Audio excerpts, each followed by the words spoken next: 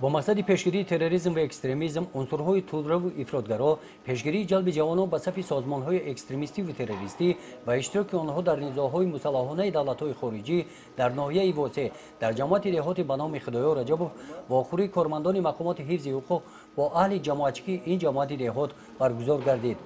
در این جماعت نمایندگان حفظ حقوق وضع امروزه جهان معاصر را با دلیل و مثال‌ها تحلیل نمودند. قید کرده شد که از جماعت دهات به نام خدایا رجبوف 2 نفر در نزاع‌های دولت‌های خارجی اشتراک دارند. نسبت آنها پرونده جنایتی باز شده است.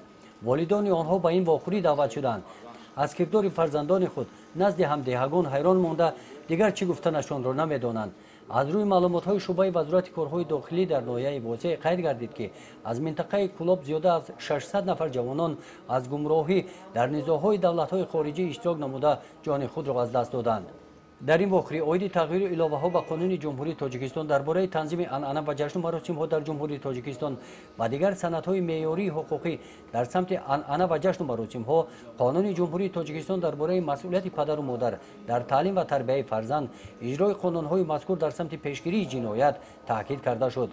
در جماعت نمایندگان اتحادیه‌های دینی، رئیسان کمیته‌های محل برآمد نموده اوید پیشگیری ضرورت‌های نامطلوب و تربیت فرزندان در روحیه وطن‌دوستی تکلیف و پیشنهادهای جالب پیشنهاد نمودند. گزارش خواجه نظریف خدای نظر ظهروف از ناحیه واسع برای برنامه اطلاعاتی نوید.